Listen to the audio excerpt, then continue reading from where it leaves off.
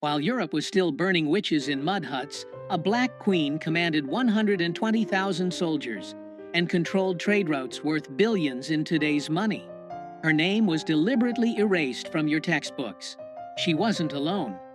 5 African queens built empires so powerful that European kings begged for their gold, then rewrote history to pretend they never existed. This is their story. Let's go back, way back. We're talking about a time when the word Europe barely meant anything. When Rome was just getting started and Greece was still figuring out democracy. During these centuries, while tribal villages dotted the European landscape, African queens were already commanding armies of thousands, building architectural marvels, and controlling trade routes that connected 3 continents. These weren't ceremonial figureheads wearing crowns for show. These were military generals who led from the front lines. Economic masterminds who controlled resources that made kingdoms rich beyond measure. Builders of civilizations so advanced that when Europeans finally arrived centuries later, they literally couldn't believe black people had created them. But here's the thing they don't teach you in school. Here's the part that gets conveniently left out of every history textbook you've ever opened. European colonizers didn't just conquer Africa. They waged a war on African memory itself.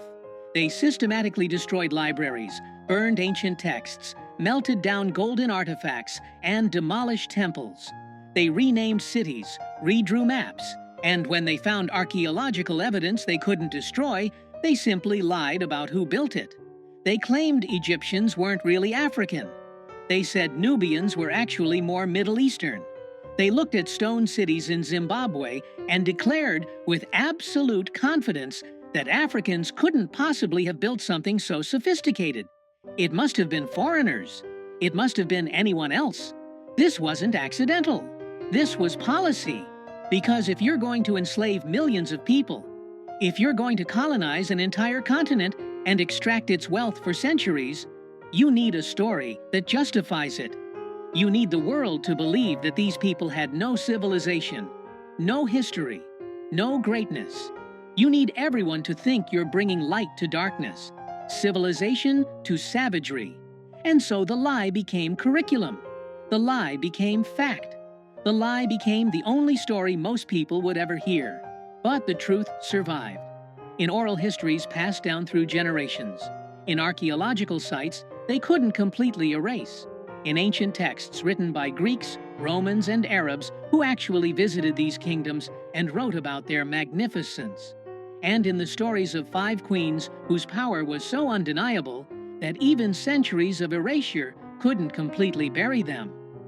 The first queen we need to talk about lived almost 3,000 years ago. Her name was Makeda, though you might know her as the Queen of Sheba. She ruled a kingdom that spanned modern-day Ethiopia and Yemen, and she controlled something that made her phenomenally wealthy: frankincense and myrrh. If you've only heard those words in Christmas carols, understand this. In the ancient world, these resins were worth more than gold. They were used in religious ceremonies, medicine, perfumes, and embalming. Controlling the frankincense trade was like controlling oil in the modern world. Makeda didn't just have money. She had the kind of power that made other rulers need her. The Bible tells a story about her visiting King Solomon in Jerusalem. She heard about his wisdom and decided to test him with hard questions, bringing gifts of spices, gold, and precious stones. What the Sunday school version leaves out is the political dimension of this visit. This was a diplomatic mission between 2 superpowers. Solomon needed her trade routes. She needed to assess whether an alliance made sense. According to Ethiopian tradition, they had a son together named Menelik, who became the first emperor of Ethiopia and established a dynasty that ruled for 3,000 years. 3,000 years. Let that sink in. But here's where the erasure begins. For centuries, European scholars insisted that the Queen of Sheba must have been Arab, not African. They couldn't accept that a black woman had the wealth and intelligence to impress Solomon. They twisted geography, ignored Ethiopian historical texts, and created elaborate theories to avoid giving credit where it was due. Because acknowledging that a black African queen ruled one of the ancient world's wealthiest kingdoms, that she was educated enough to challenge Solomon's wisdom, that she was powerful enough to negotiate as an equal. That would contradict everything they needed people to believe about Africa. Now let's jump forward to around 40 BCE. The Roman Empire is at its height. Caesar Augustus, the first Roman emperor, is expanding his territory in every direction. Rome is supposed to be invincible, the greatest military force the world has ever seen. And then they meet Queen Amanirenas of Kush. Kush, located in what's now Sudan, was also called Nubia. It was an ancient civilization that had been around longer than Rome itself. They had their own pyramids, their own written language, their own sophisticated society, and they had no intention of bowing to Rome. When Augustus tried to impose taxes on Nubia after conquering Egypt, Amanirenas gave him an answer he wasn't expecting. She raised an army of 30,000 soldiers, marched north, and absolutely destroyed 3 Roman forts. She didn't just defeat the soldiers, she sent a message. She beheaded statues of Augustus and buried his bronze head under the steps of a temple so people would walk over his face for eternity. That head, by the way, is now in the British Museum, though they rarely mention this part of the story. Rome was furious. This wasn't supposed to happen. They sent 10,000 legionnaires south to crush this rebellion. And then something extraordinary occurred. Amanirenas fought them to a standstill. For 5 years, this one-eyed warrior queen held off the greatest military machine in the ancient world. She used guerrilla tactics, superior knowledge of the terrain, and tactical brilliance to make every Roman victory Pyrrhic. The war became too expensive, too bloody, too difficult. And so Rome, the empire that supposedly never surrendered, did something almost unthinkable. They negotiated a peace treaty. They agreed to exempt Kush from all taxes. They pulled their troops back and let Amanirenas keep her kingdom independent. Think about that for a second. A black African queen defeated the Roman Empire. Not in legend, not in myth, but in documented historical fact. Roman historians wrote about it.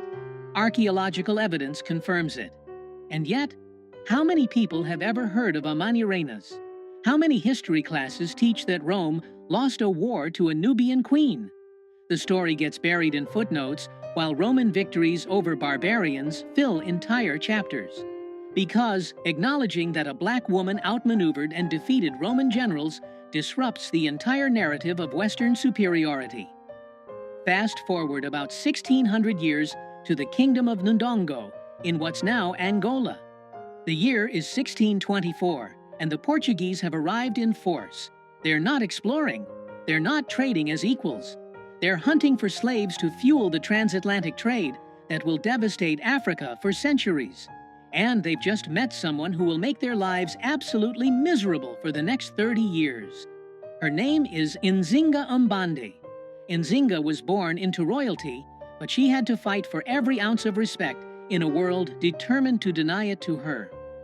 When she first met with the Portuguese governor as her brother's ambassador, they deliberately didn't provide her with a chair. It was a power move, meant to force her to stand or sit on the floor while the governor sat elevated. Nzinga refused to accept the disrespect. She gestured to one of her servants, who immediately got on hands and knees, and she sat on her servant's back as if it were a throne. She negotiated the entire treaty from that position, making it clear that she would not be looked down upon. When her brother died under suspicious circumstances and she took the throne, the Portuguese thought they could manipulate or intimidate her. They were catastrophically wrong. Nzinga proved to be a military genius who understood something the Portuguese didn't expect from an African ruler. She understood European politics. She played the Portuguese off against the Dutch. She converted to Christianity when it was politically useful, then renounced it when it wasn't. She offered sanctuary to escaped slaves and runaway soldiers, building her army with people who had every reason to hate the Portuguese. She used guerrilla warfare, scorched earth tactics, and hit-and-run attacks that left Portuguese forces constantly off balance. For 30 years, she held them off. 3 decades of warfare where the Portuguese threw everything they had at her and couldn't break her.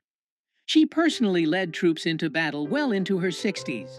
She negotiated treaties, broke them when necessary, and refused every attempt to make her submit. When she died at age 80, she died undefeated, having freed thousands of enslaved Africans and having prevented the Portuguese from fully conquering her kingdom during her lifetime. And how did history remember her? Portuguese records called her a witch, a savage, a demon. They couldn't admit that they'd been fought to a standstill by a black woman, so they demonized her instead. For centuries, her story was either erased or twisted into propaganda about African barbarism. Only recently have historians begun to recognize her for what she actually was, one of the greatest military and political minds of her era, fighting a desperate war against an enemy that wanted to enslave her entire people. But let's go back even further, because we need to talk about a title rather than a single person. In the kingdom of Cush, there was a word, Kandak. In Greek, it became Candace. It meant queen, but not just any queen. It meant a warrior queen who ruled independently, who commanded armies, who made her own decisions without a king telling her what to do. Between about 300 BCE and 300 CE, multiple Kandaks ruled Cush, and their reputations were so formidable that conquerors thought twice before invading. When Alexander the Great was sweeping across the known world, conquering everything in his path, he reached the borders of Nubia and stopped. Ancient sources suggest he heard about the Kandaks and their military prowess, and decided the fight wasn't worth it. Think about that. Alexander, who conquered from Greece to India, who defeated the Persian Empire, who was called the Great, precisely because he seemed unstoppable, looked at Nubia and said, "No thank you." The warrior queens of Cush had a reputation that made even Alexander hesitate. These queens built pyramids. Yes, Sudan has more pyramids than Egypt, though most people don't know that because those pyramids don't fit the narrative about African civilization. They commanded armies, controlled trade routes, minted their own currency with their faces on the coins. They corresponded with other rulers as equals. The Bible mentions a Kandake in the book of Acts, though her power and position are reduced to a mere footnote in most interpretations. These were women with absolute authority in a world where Greece and Rome insisted only men could rule. And yet their existence has been minimized, footnoted, or erased from popular history. Now let's talk about Queen Amina of Zazzau, who ruled in what's now northern Nigeria from about 1533 to 1610. Amina came to power in the Hausa Kingdom at a time when the trans-Saharan trade routes were the highways of African commerce. Salt, gold, ivory, and enslaved people moved along these routes, making whoever controlled them extraordinarily wealthy. Amina decided she wanted to control them all. She took command of the army and began expanding Zazzau's territory through a combination of military conquest and strategic alliances. She personally led her troops into battle, commanding forces of up to 20,000 soldiers. Everywhere she conquered, she built fortified walls around the cities, some of which still stand today as testament to her reign. She ruled for 34 years, never married because she refused to share power, and rejected every attempt by European traders arriving on Africa's coast to establish protective relationships that would have undermined her authority. Her kingdom became one of the wealthiest in West Africa. Her military innovations influenced regional warfare for generations. And yet, when British colonizers arrived centuries later and heard stories about her, they declared she was probably a myth. African people couldn't possibly have had a queen that powerful, that successful, that militarily brilliant. It must be exaggerated folklore. Never mind the oral histories that had preserved her story in remarkable detail. Never mind the archaeological evidence. Never mind that other documented historical sources confirmed her existence. The British needed Africans to seem primitive, uncivilized, incapable of self-governance. A queen like Amina contradicted that story, so they simply dismissed her as legend until modern archaeology proved them wrong. Do you see the pattern now? Do you understand what was done? It wasn't just about conquering territory, it was about conquering memory. Because if people know their ancestors built empires, ruled kingdoms, defeated Roman legions, and commanded vast wealth, they won't accept being treated as inferior. They'll know their subjugation is a lie. And so the records had to be destroyed. The libraries of Timbuktu, containing hundreds of thousands of manuscripts documenting African history, science, and literature, were burned. The gold artifacts that proved African metallurgical sophistication were melted down. The stone buildings were attributed to anyone except the Africans who actually built them. And the powerful women who ruled were either erased entirely or reduced to footnotes, their power stripped away, their accomplishments minimized. The lie they told was simple. Africa had no civilization before Europe arrived. Africans had no history worth teaching. Black people built nothing, invented nothing, ruled nothing. Everything good in Africa must have come from outside. This lie justified slavery, because how could it be wrong to enslave people who had never achieved anything on their own? This lie justified colonization, because Europeans were supposedly bringing civilization to darkness. This lie justified theft, because the resources of Africa belonged to whoever was sophisticated enough to extract them, and Africans supposedly weren't. But here's the truth they tried to bury. When Europeans finally reached West Africa in the 1400s, they found cities that dazzled them. They found the Mali Empire with a GDP that dwarfed medieval Europe. They found Timbuktu with universities older than Oxford, where scholars studied mathematics, astronomy, law, and medicine. They found Benin with bronze casting so technically advanced that Europeans couldn't figure out how it was done and assumed it must have been imported.